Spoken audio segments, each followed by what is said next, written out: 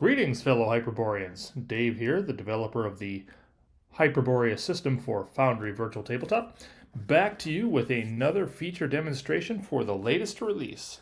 So today's release and demo video is for version 1.22, and we've got one bug fix and one new feature being added that we're going to be demonstrating today.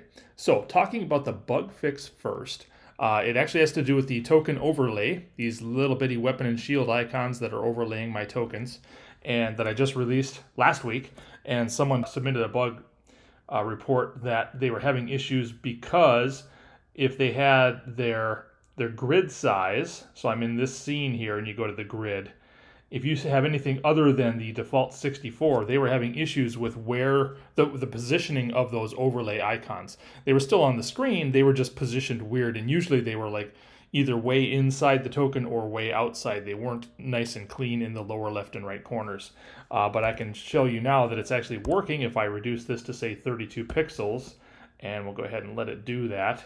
And as I zoom in, you see that the icons are correctly positioned in the corners of the tokens. And if I bring this out to say 100 pixels, once again, we'll see the same thing. Well, the overlapping of the tokens is pretty crazy, but yeah, if I move things around, you can see that yes, the icons, the overlay icons are indeed positioned as you would want. And we'll just put this back to 64, which is the default for Foundry. So that is the bug fix for that.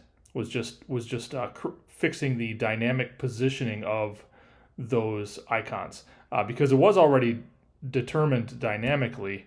It was just a situation where the calculation was not doing it quite correctly for different scale sizes. So that is the bug fix right there. So then we move on to the feature release, which is the actually really exciting part of this release, is this new feature. I have created a calendar app that integrates with the turn tracker.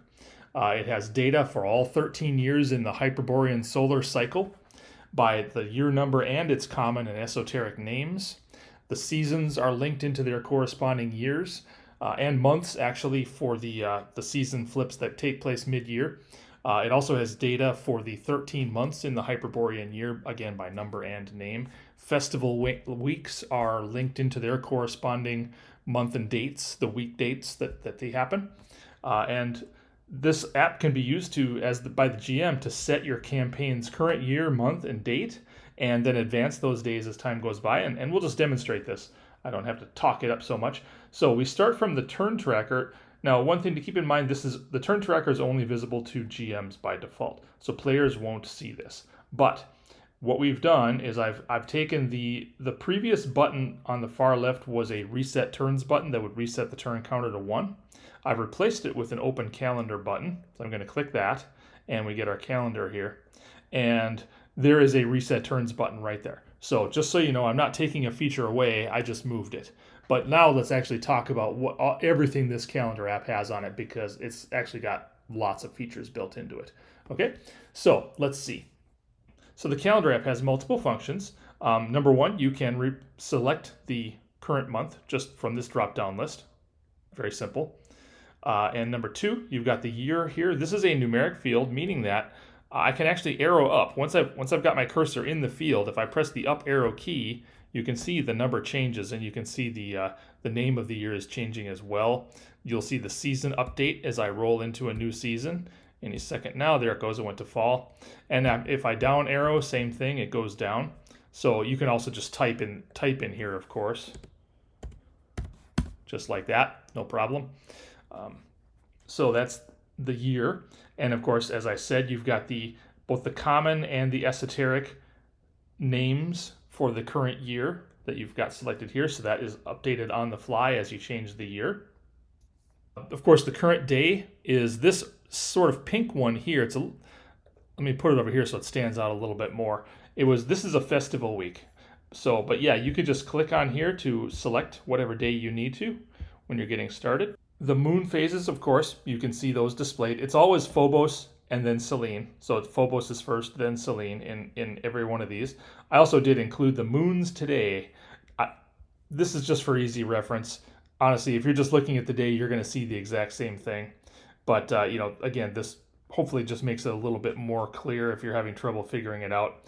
That the first one is Phobos, the second one is Selene. If you tooltip over them, you can see it actually does have the moon name, and it tells you it's waxing crescent, or in this case, it's just waxing. The reason Phobos doesn't say crescent or gibbous in the case of something like this one over here, waxing gibbous for Selene, for Phobos, it's just going to say waxing again. Because Phobos' cycle is so fast, it's like on a single day, it goes all the way from waxing crescent to waxing to first quarter to waxing gibbous in like one day. And so there's no point in trying to differentiate between those. Whereas with Selene, I'm using the same icon, but it does go from, here's a waxing crescent for Selene, waxing crescent again. If I can get my mouse to stop on there. And then here you can see it's a half moon icon, and it's the first quarter. Then we get to waxing gibbous after that. So Selene actually does have, like 5 different icons that it gets used between new, waxing crescent, first quarter, waxing gibbous, full. Oh, and then it's going to have waning gibbous, which is actually different, and then third quarter and waning crescent.